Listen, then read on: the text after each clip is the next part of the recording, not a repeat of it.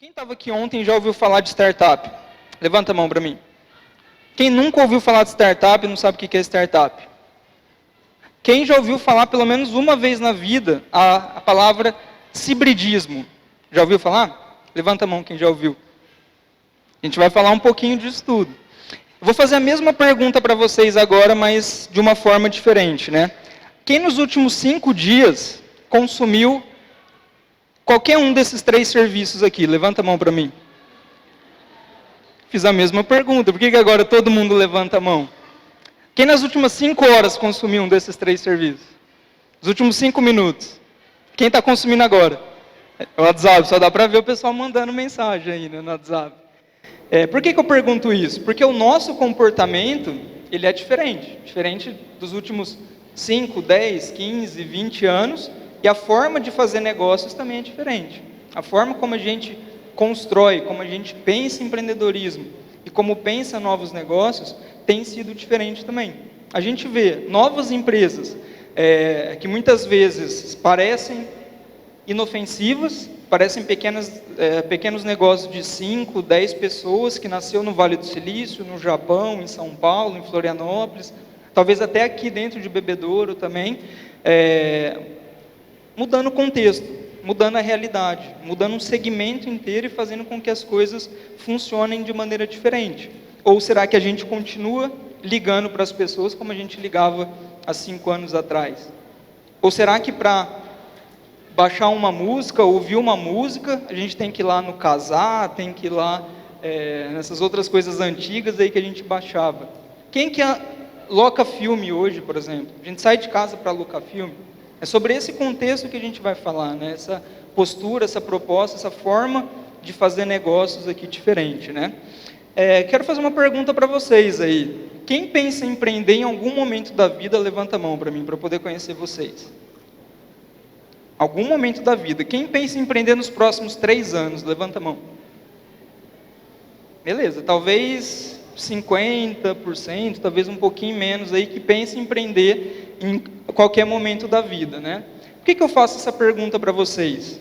Porque esse primeiro contexto que eu trouxe para vocês, desses novos negócios, que vem surgindo em um contexto digital, a gente vem falando de transformação digital, a gente vem falando de novos negócios exponenciais, negócios que crescem para o mundo todo, ele tem feito a gente mudar o nosso comportamento enquanto carreira também. Se a gente fizer essa pergunta em todas as universidades do Brasil hoje, a gente vai ter mais ou menos esses dados aqui. 58% dos universitários pensam em algum momento da vida ter o próprio negócio. Isso é totalmente diferente dos últimos 10 anos. E totalmente diferente dos últimos 15, 20, 30, 50 anos. Talvez se lá em 1950 a gente fizesse essa pergunta, essa resposta, esse dado aqui, ele ia ser 20, 30%. A gente mudou o comportamento também como profissionais. E a gente tem que olhar para esse contexto, que agora o nosso comportamento também ele é diferente. A gente vem mudando o contexto, a gente vem mudando a forma da gente pensar em negócios também, né? Eu costumo brincar que o mundo mudou bem na nossa vez. Justo agora, justo quando a gente chegou aqui, as coisas começaram a mudar. Vocês concordam com isso ou não? As coisas mudam? Sim ou não? Quando for sim, é assim, tá? Quando for não, é assim. Sim ou não? Sim. Então o mundo mudou, né? As coisas funcionam de maneira diferente. A gente lida com isso no dia a dia.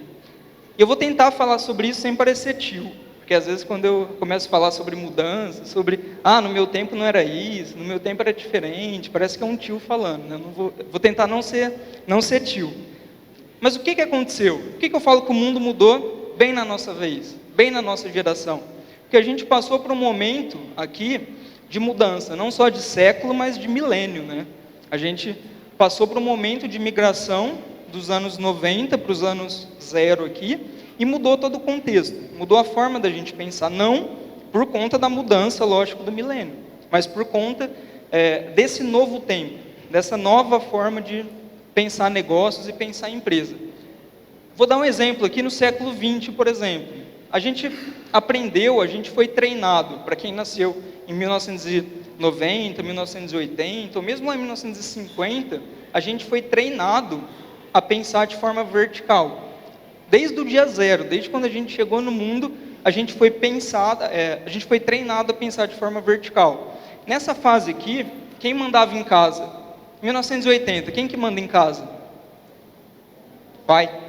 Pai que manda em casa? Pai que manda em casa, o pai que dá ordem, o pai que toma decisão. A gente sempre olha para cima, né? A gente foi treinado a olhar para cima. E a gente foi treinado a ver as coisas como sendo hierarquias. Aí a gente ia para a escola, a gente mudava lá para a escola. Quem que mandava na sala de aula? A professora, né? Você tinha medo, a gente tinha medo de conversar com a professora. A gente tinha medo de assinar o livro negro, né? Tinha um livro negro na época lá. Se você fizesse arte, bagunça, alguma coisa dentro da sala, você tinha que ir para o livro negro. Como que funcionava em empresas? Quem que mandava na empresa?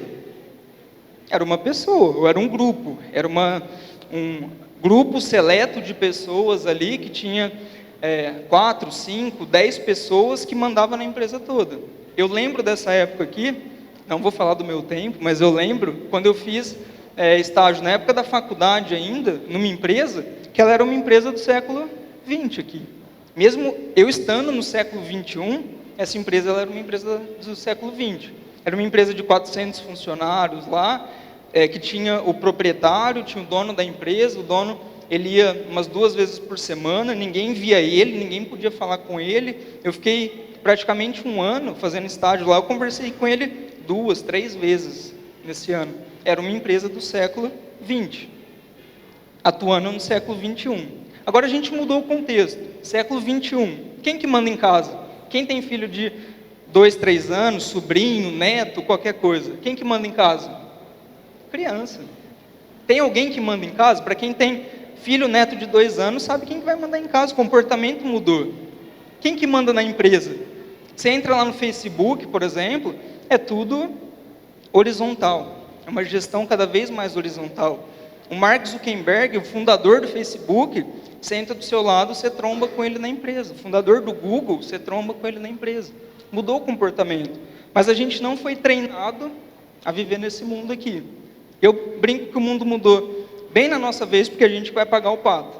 Para quem nasceu de 1990 até 2005, ali mais ou menos, está passando por esse momento de transição. Porque agora está vindo uma nova geração que já nasceu digital. A gente não nasceu digital. A gente teve o primeiro celular com 10, 12, 15 anos, não sei. Essa geração com 2 anos já está com o celular na mão, não está? Já escolhe o filme, não escolhe? Já toma a decisão sozinho. Se ela toma a decisão sozinha, ela manda em casa. Eu falo que a gente paga o pato, porque eu nunca mandei na minha casa, porque quando eu nasci, meu pai mandava em casa. Eu nunca vou mandar em casa, porque eu vou morrer com meu filho mandando em casa. Ou seja, nunca vou mandar em casa. Talvez nunca vou mandar na minha empresa. Talvez nunca vou mandar na sala de aula. O comportamento mudou. A forma da gente pensar negócios nesse século XXI, ele é diferente. Quem está pagando o pato, quem provavelmente vai pagar o pato, vai ser a gente. Por que que isso acontece? Vocês já ouviram falar de VUCA? Alguma vez na vida? Quem já ouviu, levanta a mão para mim. Já ouviram falar que o mundo é VUCA? O mundo mudou. Acabei de falar para vocês que o comportamento, que a forma da gente pensar negócios, tudo, tem sido diferente. Esse termo aqui, na verdade, não surgiu no conceito de gestão, de gerenciamento, administração científica, nada disso. Ele surgiu, na verdade, quando o mundo estava mudando. E surgiu no contexto militar aqui. Lá em 1991, 92, a gente vivia uma mudança de era.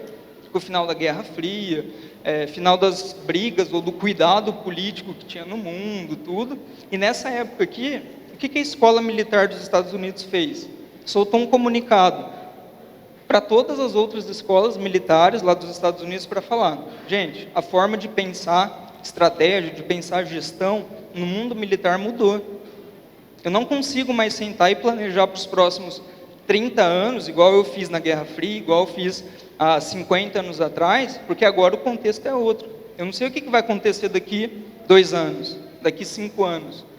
Não sei qual vai ser a realidade vigente, não sei o que vai estar acontecendo. E esse mundo VUCA, que a Escola Militar lá dos Estados Unidos falou, eram 4 componentes que eles perceberam que o mundo estava passando. Ou seja, que o mundo ele passou a ser volátil, ele passou a ser incerto, ele passou a ser complexo, ele passou a ser ambíguo. Eu não consigo mais prever cenários, eu não consigo mais saber o que está acontecendo pelos próximos 2, 3, 5 anos. Talvez no meu mercado hoje, se eu tinha uma locadora de filme nos anos 2000, o que aconteceu comigo? Cadê a Netflix? Cadê o Uber? Cadê o Spotify? Cadê essas empresas que mudam? Como que eu vou ter um plano de 30 anos para ser a maior locadora, se lá no Vale do Silício, lá em Israel, lá em qualquer lugar do mundo, tem alguém pensando no digital, que em 3 meses, em 3 anos, vai chegar no meu mercado e vai quebrar toda a realidade. E vai fazer o que a gente chama de disrupção. Quebrou o mercado. A gente não vê mais táxi, a gente não vê mais Uber. Mudou o contexto, porque esse mundo, agora ele é VUCA. Ele se comporta de maneira diferente. E esse mundo, eu trouxe esses dados aqui para vocês verem, para provar para vocês de que hoje, de 7,6 bilhões de pessoas que nós éramos lá em janeiro de 2019, 67% das pessoas já tinham um dispositivo móvel. 67% da população mundial. 57% já estava conectado à internet, de alguma forma. Seja de forma contínua, igual nós somos, ou seja de forma não contínua. E aqui que a gente entra no cibridismo que eu falei para vocês no começo. O que é o cibridismo, então? É o nosso momento, é o nosso comportamento que a gente não consegue mais perceber o momento que a gente está conectado do momento que a gente não está conectado. Porque na maior parte do tempo útil, das horas que a gente está trabalhando, estudando, acordado, comendo, a gente está conectado. E o ser híbrido, que é essa nova geração que está nascendo agora e que a gente precisou mudar o nosso mindset, mudar a forma de pensar para também se tornar digital, ele não consegue se desconectar mais. A gente ainda consegue desligar os dados móveis, desligar o nosso Wi-Fi, internet, para tentar dormir.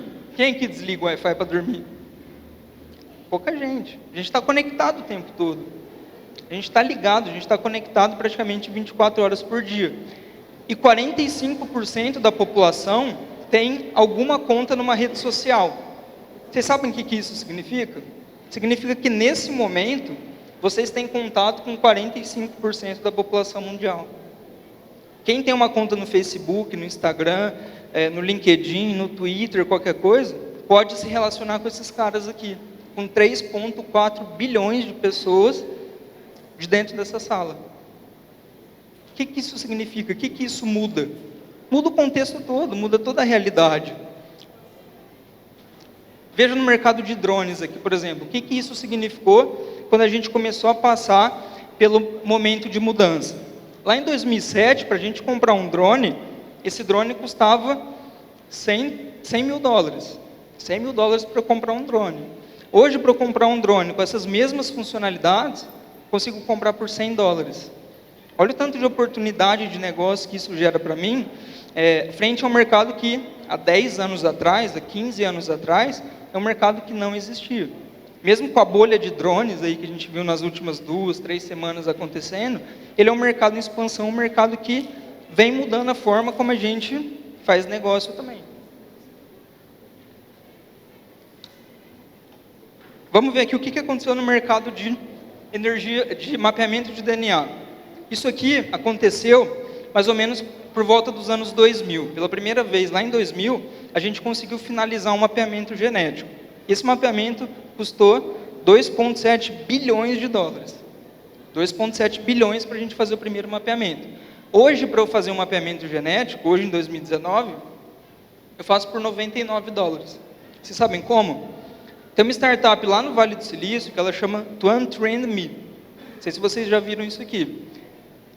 Você entra no site, você paga 99 dólares, eles mandam um dispositivo, manda essa caixinha aqui na sua casa, você coleta a sua saliva, manda de volta para eles, em 2 semanas você tem o seu sequenciamento genético pronto, com probabilidade de você ter determinado tipo de doença, mostra a sua ancestralidade por 99 dólares. Um negócio que lá em 2000, começou em 94, na verdade, foi finalizado em 2000, custou 2 bilhões, quase 3 bilhões de dólares. Hoje a gente tem acesso a isso por $99. O que aconteceu no mercado de energia solar? A gente lá em 1984, para produzir 1 megawatt de energia solar, a gente gastava $30 para produzir 1 megawatt. Hoje, esse mesmo megawatt, com a tecnologia que a gente tem disponível, ele custa 9 centavos de dólares. Ou seja, quanto que isso abre de possibilidades? Abre de novas oportunidades. Eu tenho 2 amigos meus ganhando muito dinheiro com drone lá em Maringá, que eles têm um faturamento projetado para 2020 de 6 milhões de reais lá na startup deles. Que eles têm hoje 700 mil hectares no Brasil mapeado por drone, fazendo reconhecimento de imagem, fazendo falhas na produção de lavoura, esse tipo de coisa, ganhando dinheiro com drone. Se isso fosse há 30 anos atrás, provavelmente eles não estariam ganhando dinheiro, porque um drone custava $100 mil. Hoje, por $100, eles têm acesso à mesma tecnologia que a gente tinha há 30 anos atrás. E é isso que muda. O que muda, na verdade, é a forma da gente pensar, que há 30 anos, aquela geração X que eu falei, da forma que a gente foi treinado a sempre olhar para cima, que agora a gente não olha mais para cima, foi treinado a pensar de forma linear. Ou seja, eu vou olhar para trás, vou ver o que aconteceu nos últimos 10 anos, 15 anos, 20 anos, e vou projetar os meus próximos 10 anos. Mas agora lembra que o mundo ele é VUCA, que o mundo ele é volátil, que ele é complexo? Isso aí significa que eu não consigo mais olhar para trás e planejar o que vai acontecer para frente, porque o mundo agora ele passa a ser exponencial. E teve muita gente, ou tem muita gente, muita empresa que é poderoso chefão ainda, né, que é aquela cúpula que manda, aquela cúpula que está no poder, que não olha o mundo como sendo exponencial, que entra nessas estatísticas aqui. Por exemplo, se a gente pegar mercado Netflix versus Blockbuster, lá em 1997 até 2007, olha o que aconteceu no mercado de locação de filmes. A gente tem uma startup, uma empresa que veio do nada, praticamente quebrou uma empresa que era multibilionária. Blockbuster tinha mais metros quadrados de loja física do que McDonald's tem hoje, por exemplo. Era praticamente um império físico isso aqui. A gente vê o mercado de táxis versus Uber. A gente vê a Amazon versus Walmart. A gente vê o Airbnb com quase o dobro do número de quartos do que qualquer outra rede de hotel no mundo. Ou seja, a forma de fazer negócios mudou. E a nossa carreira? E a forma da gente pensar em carreira? Né?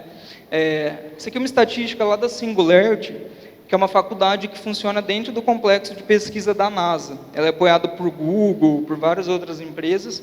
Eles estudam o futuro da gestão no mundo, ou o futuro da tecnologia. Para onde que a sociedade, para onde que a tecnologia, que a gestão está indo. E eles falam que nos próximos 20 anos, todos os mercados eles sofrem uma grande disrupção. Assim como a gente viu Blockbuster versus Netflix, assim como a gente viu Uber versus o mercado de táxi, em 20 anos todos os mercados eles sofrem uma grande quebra dessa. E que nenhum mercado está isento frente ao que vai acontecer dessa disrupção.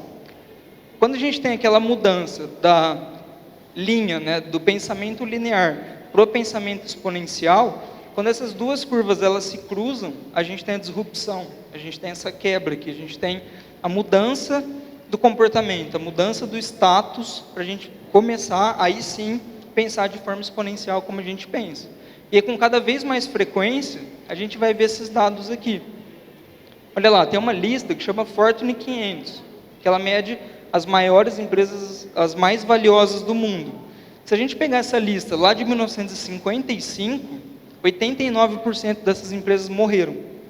Não é que elas não estão mais na lista, não são mais as 500 maiores. Quase 90% dessas empresas, elas morreram. E essa mortalidade, ela fica mais assustadora quando a gente olha para frente. Olha lá a previsão da Fortune. 40% das empresas que hoje são as 500 mais valiosas, elas podem morrer nos próximos 10 anos. E essas mais valiosas, a gente fala Google, a gente fala Amazon, a gente fala Volkswagen, empresas que estão no nosso dia a dia, que são as 500 maiores empresas nos seus segmentos. E que 63% dos projetos, dos planos, das ações dessas empresas fracassam. Dessas empresas, da Fortune 500 lá. Será que eles estão olhando esse mercado como, agora ele sendo exponencial, que está predisposto a uma startup, a um grupo de negócios, a um grupo de empresas entrar no nosso segmento e mudar o status de tudo. A Blockbuster, quando ela chegou no mercado de valor da Netflix, né, quando a Netflix cresceu e chegou no mesmo valor de mercado, Netflix tinha 14 funcionários, com aquele império que eu falei que a Blockbuster tinha.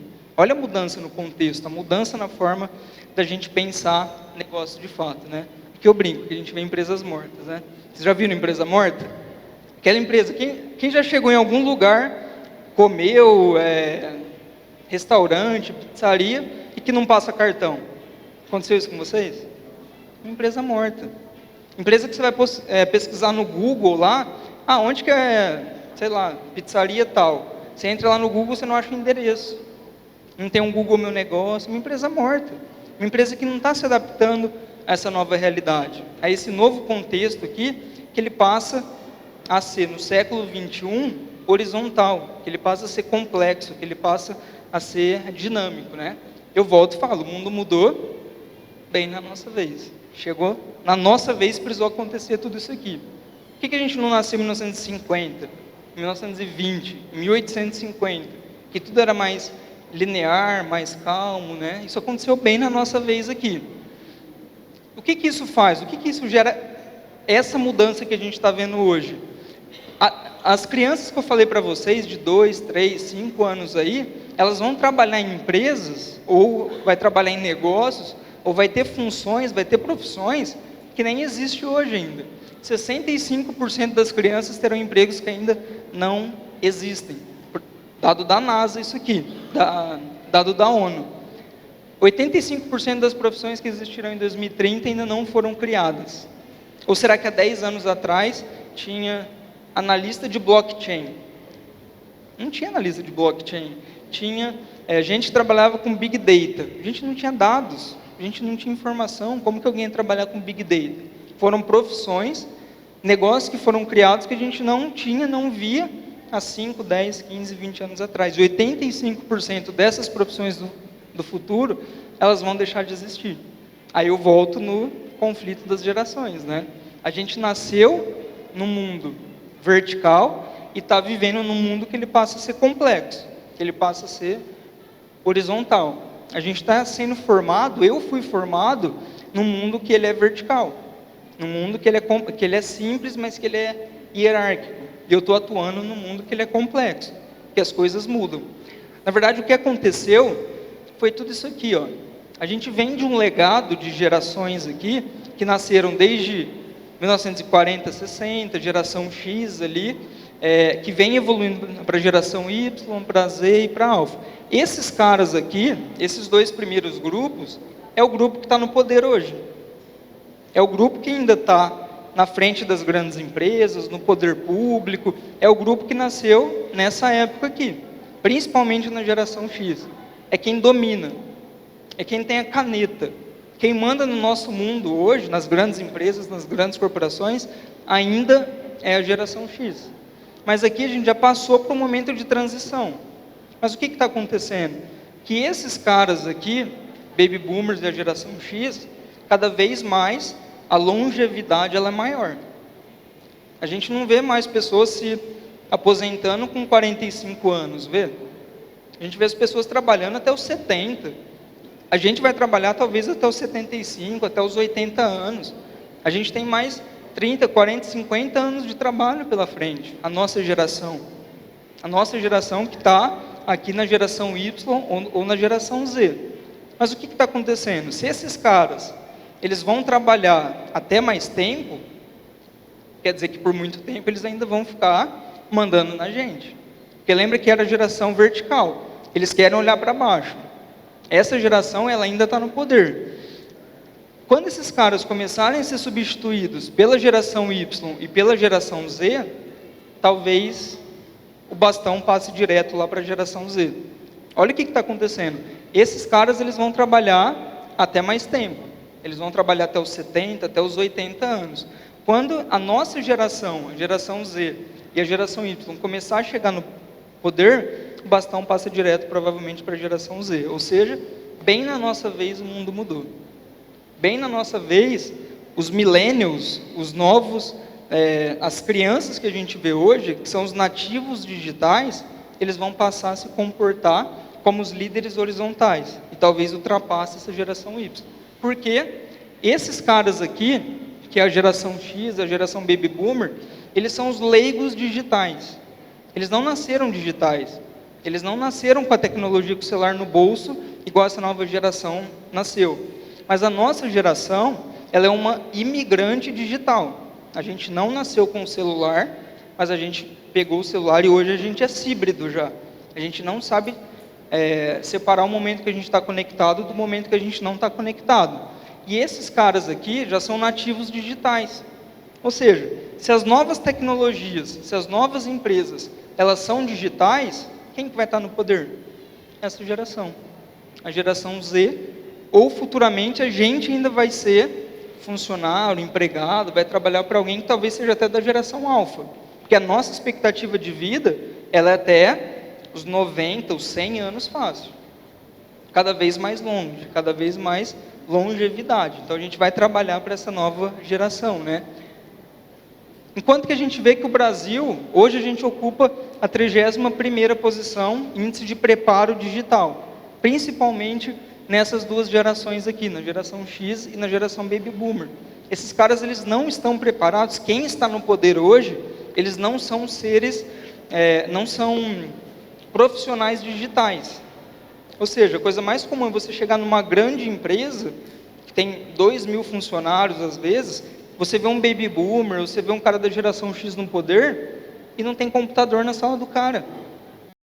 Acontece com muita frequência isso. Ele não é digital, ele não é híbrido, ele não fez a migração digital. Enquanto que esses novos seres aqui, eles já nascem conectados. E isso faz com que nós ainda não sejamos, nós não somos um país preparado para essa transformação.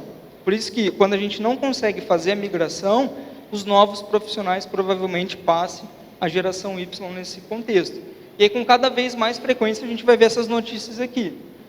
Executivos sem noção do mundo digital já são substituídos em grandes empresas. Pesquisa mostrou que 80% dos líderes têm dificuldade com demanda digital.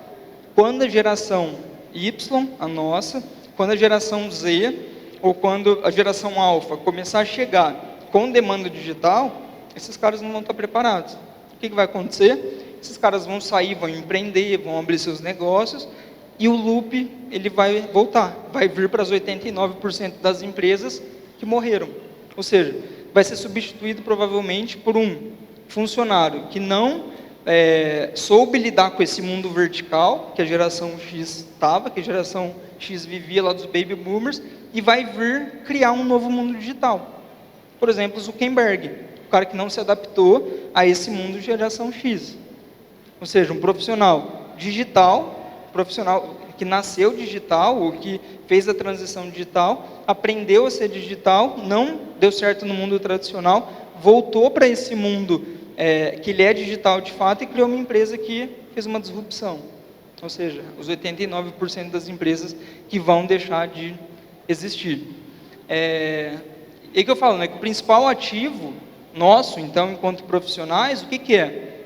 É a criatividade e o aprendizado, que é a inovação. Se a gente não souber aprender, reaprender, ou a gente sair da faculdade achando que eu tenho um diploma, estou pronto para o mercado de trabalho, estou pronto para o mundo, a gente está vendo esse contexto aqui.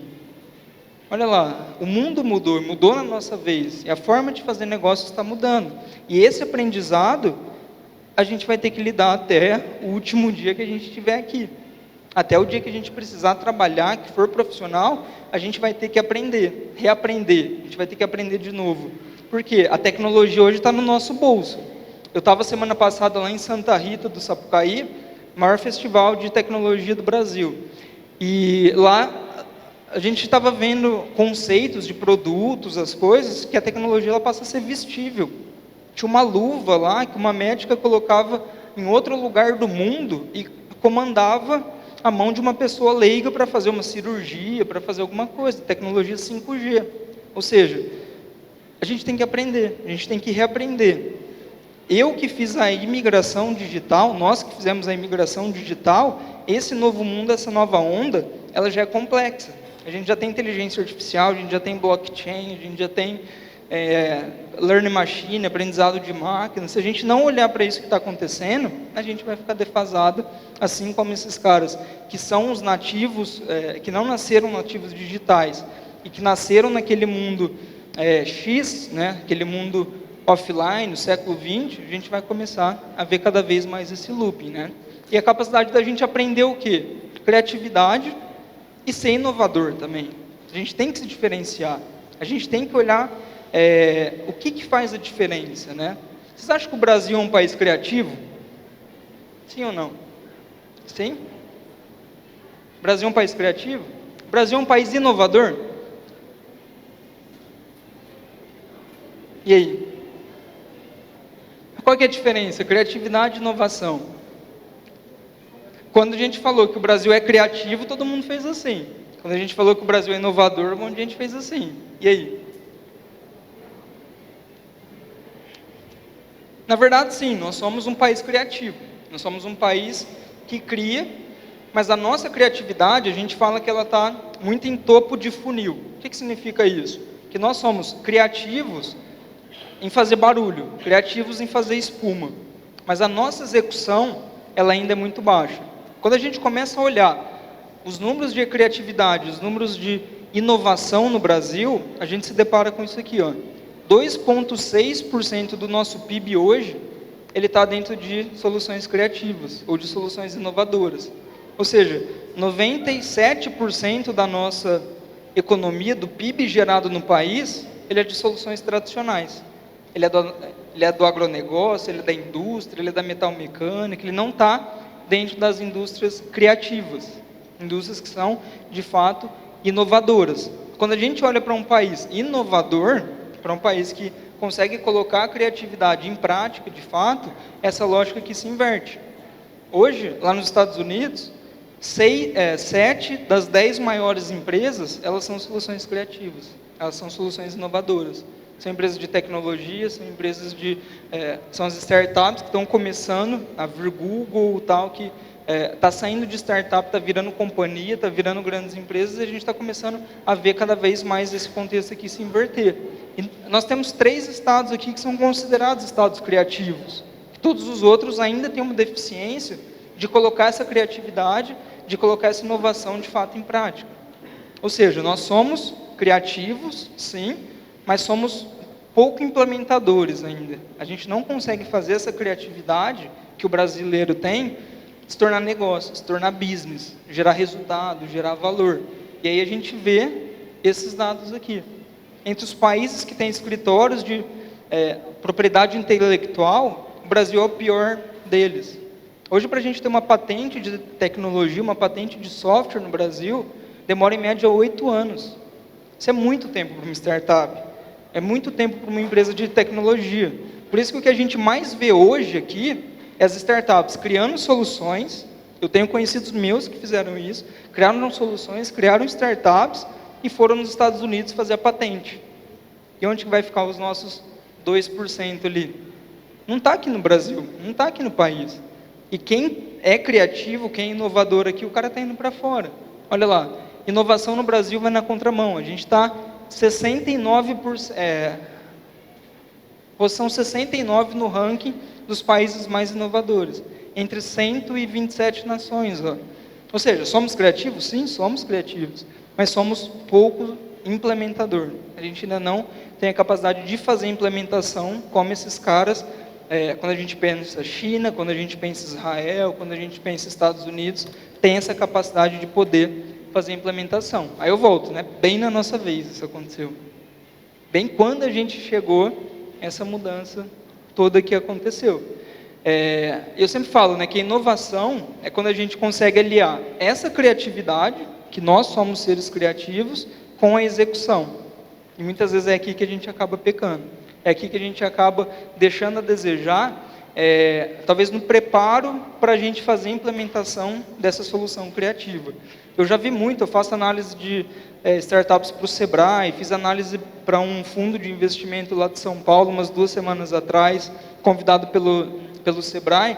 A gente vê muita solução boa, muito negócio bom sendo criado, muitas ideias boas. Quando a gente vê o pitch, quando a gente vê o deck da startup, assim, o material de criação da startup, a gente tem muita solução criativa, soluções bacanas.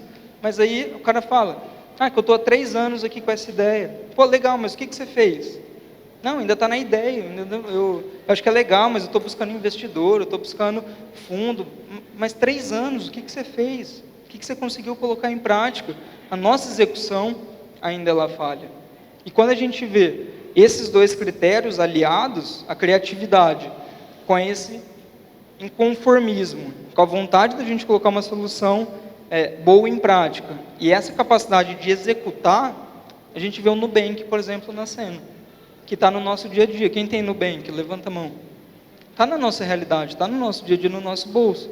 Startup brasileira, criativa, que nasceu com o propósito de transformar o funcionamento do sistema bancário no Brasil, tem feito isso, está substituindo as agências bancárias, está substituindo para quem? Para esse novo profissional que nasceu digital. O cara que nasceu digital, que ele é um nativo digital, ou nós que fizemos a imigração, a gente não vai mais em agência bancária. A última vez que eu fui na agência bancária foi quando eu fui abrir a minha conta bancária e de vez em quando para sacar dinheiro. A gente não vai mais em agência, a gente não consome mais isso. Alia a criatividade, a solução, com uma boa execução. Capacidade de colocar de fato as coisas em práticas e de realizar, executar. Eu sempre falo que a diferença é como a gente vê o alvo, né? Como a gente vê o mercado funcionando. Se a gente pensar naquela geração X, os baby boomers, lá pensando em termos de estratégia, em termos de criação, a gente tem muito esse alvo aqui em mente. O que significa eu ter um prédio em mente? Suponha que eu queira, eu tenho um alvo, que meu alvo é derrubar um prédio. Se eu quero derrubar um prédio, eu tenho tempo para sentar e planejar, não tenho? Eu tenho 5 anos, 10 anos, talvez daqui 20 anos o prédio vai estar lá ainda. Eu consigo sentar, preparar e planejar a derrubada do meu alvo aqui. Isso aqui aconteceu na economia tradicional, por muito tempo isso aqui funcionou, porque o mundo ele não era VUCA, o mundo ele era rígido, ele era fixo, as coisas mudavam com uma frequência menor. Esse mundo ágil, esse mundo que ele é VUCA, agora a gente vê o alvo como sendo móvel. Eu não sei se em 3 meses vai ter uma startup no meu segmento que vai estar mudando o funcionamento da economia, vai estar funcionando a forma como o meu mercado, como o meu segmento funciona. Por isso que esse mundo ele passa a ser ágil e o nosso alvo ele passa a ser móvel, ele passa a ser flexível, a gente vê as coisas mudando com cada vez mais frequência, né? E aí eu falo que a forma como a gente olha essas entregas, por muito tempo a gente olhou essa entrega como sendo uma entrega conhecida. Eu vou produzir carros, eu sei que eu vou ficar 30 anos produzindo carros, enquanto que nesse novo mundo, a minha entrega final ela é uma entrega desconhecida. Eu nasci como uma locadora, eu não sei como que eu vou morrer. Talvez eu não morra como uma locadora. Para vocês verem essa diferença, eu sempre conto a história da Netflix aqui. Quem sabia que a Netflix é uma empresa de 1997? Levanta a mão. Sabiam isso? Ouviram já a história da Netflix? Como que a Netflix nasceu? Como que ela mudou o mundo? Como que ela mudou o comportamento? Vamos voltar lá em 1997. Como que era alocar um filme lá em 1997? O que você tinha que fazer? Me ajuda aí. Você vai na locadora. Aí você chega lá na locadora, o que você tem que fazer? Faz o cadastro. Você fez o cadastro, você vai alocar o filme. Aí você esqueceu de devolver o filme. O que acontece? Você paga a multa. Aí você tem que devolver, um dia depois você tem que ir lá pagar a multa. Isso é legal? Isso não funciona bem, né? Não funciona de uma maneira fluida. Mas lá em 1997, a Netflix funcionava assim. A Netflix, por muito tempo, levou filme na casa das pessoas. Nasceu dentro desse mercado tradicional. Nasceu dentro desse mercado pensando ainda não de forma exponencial. Mas a primeira vez que a Netflix mudou o seu comportamento e mudou a forma de fazer negócios, ela mudou o seu modelo de negócio.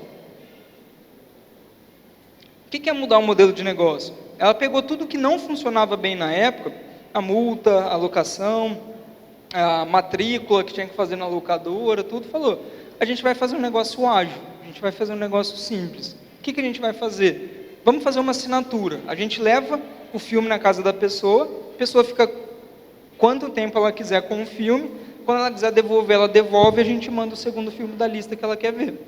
Simples assim. Netflix levou filme na casa das pessoas, para quem não acredita. Distribuiu o filme na casa das pessoas. E, na verdade, distribui até hoje. Quem sabia disso? Que esse ano a Netflix bateu a marca de 5 bilhões de DVDs distribuídos. Até hoje, com o modelo de negócio que nasceu lá atrás. Mas ela não parou aqui. Porque se ela parasse aqui, estava vindo YouTube, estava vindo serviço de streaming, estava vindo várias outras tecnologias que ia deixar esses caras aqui de lado. Segunda vez que a Netflix mudou o mundo, o que ela falou? É caro, é chato, é demorado, é difícil na casa das pessoas. Como que a gente pode mudar tudo isso? Vamos mudar o canal de distribuição. Netflix, 1997, quase 10 anos, ficou levando o filme na casa das pessoas até 2007. Até que em 2007, olha lá, primeira plataforma online da Netflix. Primeiro site que a Netflix teve lá em 97. Mais ou menos a cara que a gente tem hoje, ó. Olhando as estrelinhas, a gente escolhendo o filme que a gente quer ver. Nessa época estava nascendo uma startup lá no Vale do Silício, chamada YouTube. O que a Netflix fez? Vou usar a tecnologia que esses caras têm, o mesmo recurso, a mesma forma de fazer negócio, mas vou distribuir filmes e séries. Ficou fazendo isso por mais 5, 6 anos, somente isso aqui. O que começou a acontecer? Quando ela começou a ver o comportamento das pessoas, ela começou a entender o que as pessoas estavam gostando, quantas vezes ela assistiu o filme. Quando a Netflix levava o filme para a casa das pessoas, ela não conseguia saber se aquele cara viu 3 vezes o filme no final de semana, ou se ele parou na metade porque ele não gostou. Aqui na plataforma online, ela começou a estudar o comportamento, começou a descobrir que é possível ver o comportamento das pessoas. Terceira vez que a Netflix mudou o mundo, olha lá, Big Data, começou a analisar dados em grande volume, começou a tomar decisões agora com base no que ela estava vendo, no pé no chão mesmo. O que a Netflix fez? Começou a perceber que as pessoas gostavam de trama política, gostavam de um ator chamado Kevin Spacey, gostava de filmes que mostravam o lado negro da política, sério. O que a Netflix fez nessa época? House of Cards. Olha lá, pela primeira vez uma locadora tradicional que levava filme na casa das pessoas passou a ser uma produtora, passou a produzir vídeo. Olha a reconstrução, olha essa entrega desconhecida. Agora a gente vê uma locadora tradicional criando filmes, criando séries, recurso próprio. E a quarta vez que a Netflix está mudando o mundo. O que ela está fazendo? Mudando o nosso comportamento. Aí não é só Netflix. Aí é a HBO, aí é a Amazon, aí é a Globo. Mudando a forma como a gente se relaciona com o conteúdo online. Pela primeira vez, a gente passou a consumir mais conteúdo via mobile, via tablet, via celular, conteúdo de vídeo. A gente passou a consumir mais conteúdo de vídeo do que mais conteúdo de vídeo via mobile do que em televisão tradicional. Aí a gente mudou a forma como a gente consome. Como que uma criança de 2 anos, voltando lá na geração Y, Z, né, a gente fala lá dos milênios, como que eles consomem? Quem tem 2 anos, 3 anos? Escolhe, é comportamento, ele é ativo. Ou seja, a gestão ela é horizontal. A gente não está mais olhando para cima, ou essas crianças não estão mais olhando para cima. As tecnologias fazem ela ser cada vez mais autônoma, cada vez mais participativa. E eu volto nisso aqui, não é só a Netflix que está fazendo isso. Não é só a Netflix que mudou o nosso comportamento. Eu volto no primeiro slide que eu mostrei, ó, o Spotify, o WhatsApp, Uber, o Airbnb, N empresas, N negócios mudando o nosso comportamento, negócios que nasceram digitais, negócios que nasceram nesse novo contexto, nessa nova forma de pensar em negócio, de pensar em tecnologia. Aí volto, em 20 anos de novo, todos os mercados sofrem uma grande disrupção, sofrem essa grande quebra, essa grande mudança de contexto aqui. E frente a esse novo mundo, esse novo comportamento, a gente olha também a gestão dessas empresas e a nossa carreira de uma forma diferente. Esse aqui foi um estudo feito pela NASA, lá dentro da Singularity, que ele mostra quais são os 11 critérios comportamentais de uma organização exponencial. Eu não vou entrar em detalhe nesses 11 critérios aqui, mas é só para vocês entenderem que esse modelo de gestão, que ele nasceu com essas empresas do século XX, com essas empresas que pensavam vertical, ele perdura, a gente capta comportamentos, técnicas, ferramentas, porque isso não é diferente, isso não muda, mas o comportamento dessas empresas é diferente, a começar pelo propósito transformador massivo lá em cima. O que a NASA fez? Estudou mais de 120 startups que tinham crescimento exponencial e chegou nesses 11 critérios e falou, a forma como esses caras funcionam, a forma como Netflix funciona, como o Google funciona, é diferente, mudou. Não é mais como a Ford funcionava 50 anos atrás, não é mais como a Kodak funcionava há 30, 50 anos atrás. O comportamento é outro, a forma da gente fazer negócios é diferente. Aí a gente sai da inovação, chegamos à conclusão de que nós somos sim criativos, mas somos pouco executivos, a gente coloca pouco a mão na massa. A gente está em um momento que a gente tem que sair do pensamento, sair do design, sair do desenho, sair da criação e ir para a ação, e de fato para a prática. A gente vê, Barretos, a gente tem um grupo de startups lá, a gente teve no ano passado, a gente está com um novo grupo esse ano. A gente tem startups lá dentro de Barretos, que estão com 3,5 milhões de downloads no aplicativo deles. O cara fazendo isso de Barretos lá. A gente tem startups aqui em Bebedouro, a gente tem gente criando negócios digitais, pensando nesse novo contexto, nesse novo mundo, mas criando. Não é pensando, não é desenhando, não é minha startup de 3 anos, não é minha ideia. Quem que já teve uma ideia que achou que podia ficar milionário com essa ideia? Levanta a mão para mim. Todo mundo teve uma ideia em algum momento da vida. Putz, olha essa sacada, olha essa ideia, se isso aqui, se a gente conseguisse colocar em prática, a gente tem essa ideia o tempo todo, mas é a nossa capacidade de colocar a mão na massa, de executar. Aí o nosso comportamento, enquanto profissionais, muito além desse saber técnico, desse saber teórico que a gente vem trazendo, que a gente vem puxando dessa nossa formação, desde 1950, 1970, desde os baby boomers, a geração X, isso é somado com essa capacidade de fazer cada vez mais adaptação. Aí a gente precisa se adaptar e, muito além de se adaptar, se atualizar. Então, esse novo profissional, ou esse empreendedorismo, né, que a gente fala como uma opção profissional, não é somente a gente trabalhar com esses conceitos de formação, esses conceitos técnicos e teóricos que a gente tem, mas sim o empreendedorismo, mesmo que seja o intraempreendedorismo, que ele leve em consideração esses 2 pontos aqui, criatividade e a inovação. Se a gente não tiver esses 2 componentes, ou muito além de ter esses 2 componentes, ter a execução, a gente vai ver cada vez mais aqueles 89% acontecendo. E não tem uma estatística do Brasil, mas se a gente pegasse as 500 maiores empresas do Brasil, se pegasse as 500 mais presentes, alguma coisa nesse sentido, de 50 anos atrás, eu chuto que esse dado seria praticamente 100% hoje. 100% dessas empresas não estão mais aqui entre nós. Não é que elas não são mais grandes, né? Não que elas não são as maiores, mas que elas não estão mais, elas fecharam as portas. Então, essa capacidade de atualização e de execução, de sair do design, de sair do pensamento e ir para a execução, é o que de fato vai fazer diferença nesse novo comportamento empreendedor. Seja um empreendedor de negócio, um empreendedor da porta para fora, ou um intraempreendedor. Que a forma da gente fazer negócio, já falei que ela é diferente. E os 85% das profissões de 2030, profissões que a gente vai atuar, as nossas funções daqui 10, 20, 30 anos, elas vão ser diferentes. Se a gente não tiver essa capacidade de atualização do ser que nasceu offline e vai morrer conectado, vestindo tecnologia, a gente não vai conseguir adaptação, a gente não vai conseguir sobrevivência nesse mundo que ele é complexo. Eu conheço um monte de gente aqui que é o tio de 25 anos, né? Que é o tio velho lá, que ele tá com 20, com 25 anos, mas é o tiozão. Não, isso aí não vai dar certo, isso aí não vai acontecer, isso aí não vai chegar nunca. Isso aí é só no Vale do Silício, isso aí é no Japão. Falei que aqui em Barretos tem gente fazendo isso, aqui em Bebedouro tem startup, tem gente pensando no digital.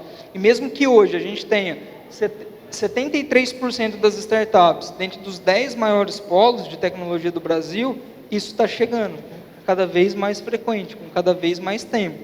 Isso aí não vai acontecer não. É isso que a gente vai ver. Esses são os próximos capítulos da novela, né? Por isso que o negócio, aquele negócio que ele nasce digital, que ele nasce com um comportamento de entrega desconhecida, é sempre uma novela legal para a gente assistir.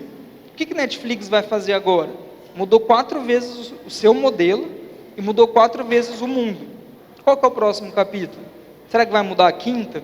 Será que vai mudar a 6ª? A 7ª? Ou será que vai entrar naquela estatística lá dos 89%? Vai morrer como a gente vê essas outras morrendo.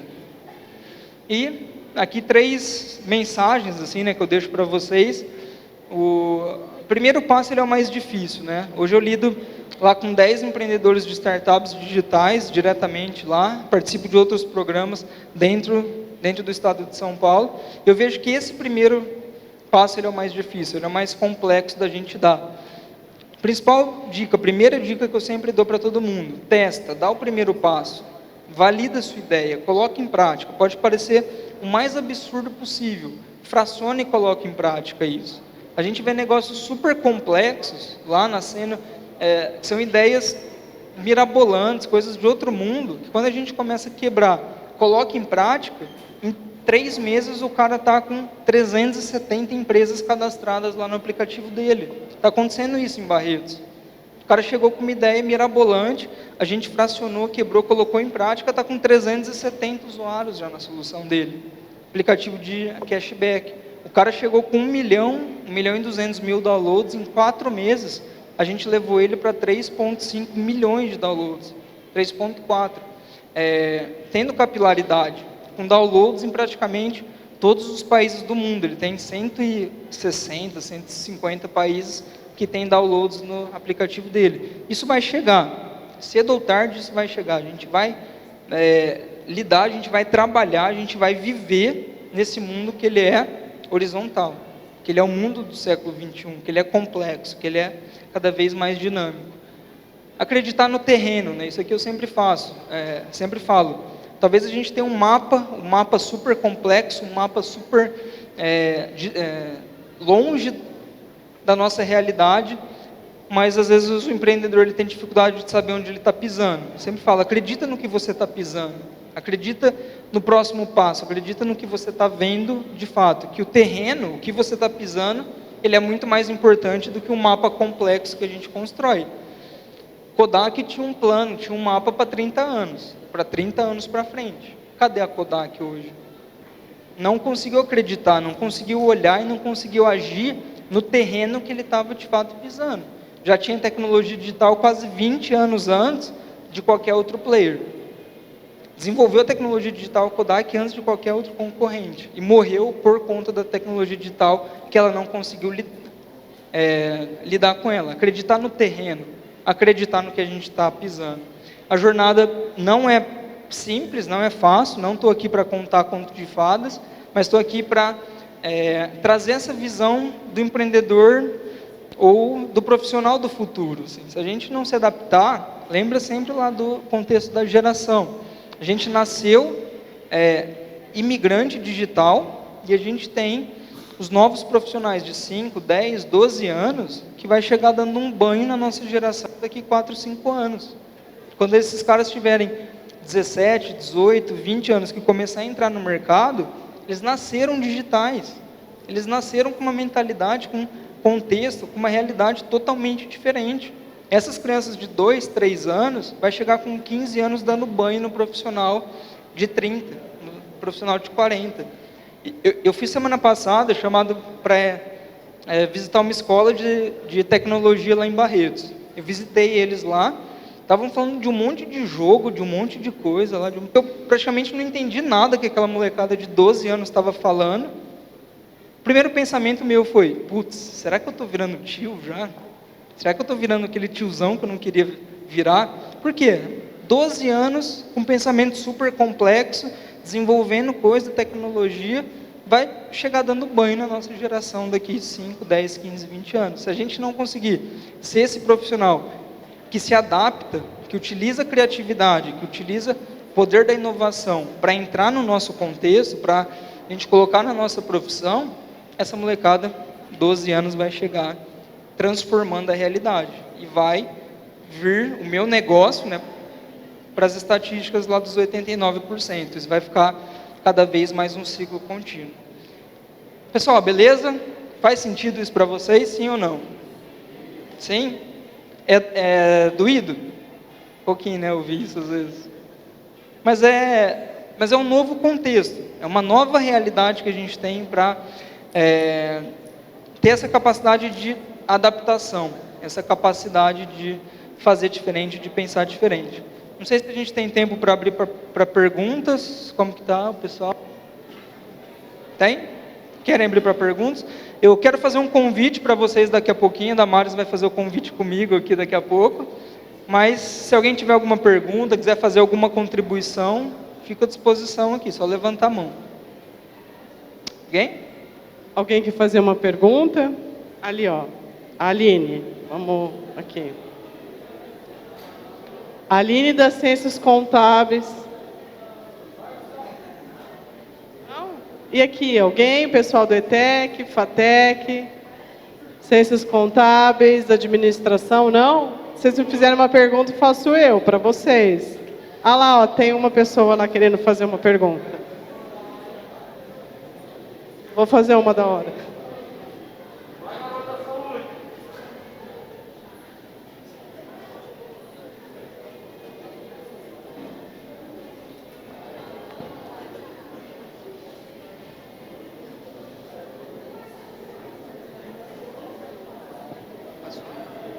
Você citou sobre a tecnologia da blockchain das criptomoedas. Você acha que isso é um futuro muito longe ou está bem próximo já? Na verdade, já é realidade, assim, né? O que acontece por muito tempo, né? O que acontece quando surge uma tecnologia blockchain, por exemplo, né? Blockchain, ele é a tecnologia que permite a criação das criptomoedas, assim, né? O que está por trás das criptomoedas, Bitcoin, que é o que a gente está vendo aí. Por muito tempo, essa tecnologia ela fica desacreditada. Ela fica num loop assim que a linha que a gente tem, aquele contexto linear, ele ainda é maior do que o exponencial. Então, por muito tempo, essa tecnologia ela fica desacreditada. Por exemplo, o mapeamento genético. Lembra lá que eu mostrei? Os drones. Por muito tempo, isso é caro, isso é muito complexo da gente colocar. O blockchain ainda está nesse momento, que ele é complexo e que ele é muito difícil da gente colocar em prática de uma maneira barata, assim, de uma maneira acessível. Quando essa tecnologia, que isso vai acontecer e já é contexto, já é realidade, quando ela começar a se tornar barata, a ponto de passar essa tecnologia, essa linha, né, o contexto linear, aí isso vai de fato criar a disrupção. Ainda não criou, por quê? Ele está presente em um cenário complexo, que é o sistema financeiro do mundo, está blindado até certo ponto, mas em determinado momento, com certeza, ela cruza o contexto linear, entendeu? Desculpa, Guilherme, só vou complementar. Eu tenho um grupo de planejamento financeiro e hoje eles estavam discutindo justamente isso, que são 130 moedas, né, no país todo, regulamentado por Banco Central, e eu acho que é mais de 1.300 moedas de criptomoedas. Então, eles estão com cuidado no sentido de lastrear essas moedas, que é o que acontece com a moeda do país, por exemplo. Então, eles têm essa preocupação. E aproveitando, eu vou fazer uma pergunta para você. Os analistas fundamentalistas, por exemplo, que falam em investimento em bolsa, por exemplo, eles ficam ali naquela briga, não do Nubank, mas do Banco Inter versus Itaú ou Bradesco, né? E o pessoal mais tradicional acredita mais nesses bancos mais sólidos. Por quê? eles falam que o Banco Inter, o Nubank, não dão a lucratividade que um Itaú, um Bradesco, o Banco do Brasil dá. E assim, como que eles conseguem, né, de repente, ser realmente lucrativos, não cobrando tarifa, não cobrando o que os outros conseguem? Ele é basicamente um investimento de risco, né? Então, assim, o Nubank, ele não é lucrativo até hoje. Tanto é que o prejuízo no ano passado do Nubank foi 160, 170 milhões de reais no ano, né, de prejuízo. Fechou no vermelho. Por isso que ele é considerado, por enquanto, investimento de risco. Mas o Nubank, na história, ele já captou mais de $1 bilhão de captação de investidores, tudo, né? Quando a gente pensa no investimento mais tradicional, de bolsa de valores, assim, ele é um investimento de rentabilidade mesmo, né? Esses investidores de risco, eles vão olhar sempre o crescimento futuro, né? Sempre o próximo passo. Então, a gente sempre começa nos investidores anjo, assim, né? Pensando em startup, o primeiro passo é no investidor anjo, que ele vai investir de 100 a 500 mil reais, assim, mais ou menos, até ir para um fundo, por exemplo, Series A, Series B, assim, que ele já vai fazer um investimento de 50 a 200 milhões de dólares, assim, então já é um negócio maior. Mas por muito tempo, tem uma fase que a gente chama de vale da morte da startup, assim, que o Nubank hoje ele está ainda nesse vale da morte, que ele não consegue ainda justificar que aquela operação ela é lucrativa, assim, que mesmo crescendo a um ritmo extremamente acelerado, a lucratividade dele ainda é negativa, ele não chegou no break-even assim ainda, né, em termos de negócio, em termos de empresa mesmo. Por isso que exige os investidores de risco. Quando a gente tem um investidor de risco, seja um investidor anjo, seja um fundo de investimento, esses caras eles trabalham com a estatística, né? No ano passado a gente teve o João Kepler, que a gente chamou para o nosso grupo lá do programa de startup. Ele tem hoje 350 startups investidas. E ele é um investidor de risco. Ele está apostando nesse vale da morte da startup, né? Nessa fase que ele ainda está nesse fluxo de caixa negativo operando. E ele sabe que de 10, 15, 20 startups que ele vai apostar, que ele vai colocar, não vai sair do vale da morte. Essa startup não vai conseguir decolar. Mesmo que ela tenha tecnologia, mesmo que ela tenha time, equipe e tal, que seja algo disruptivo, não vai conseguir sair do vale da morte. Enquanto que, quando ele acerta um exit, né, uma saída, aí vende por 100, 150, 200 milhões de reais. Aí ele justifica esse outro investimento de risco, né? Mas o Venture Capital, que é o investidor que quer fazer um investimento de risco, ele não vai olhar lucratividade, assim, ele não vai olhar os mesmos indicadores financeiros que o investidor da bolsa ele vê, assim, né? Que é um contexto paralelo, assim, diferente. Mas excelente.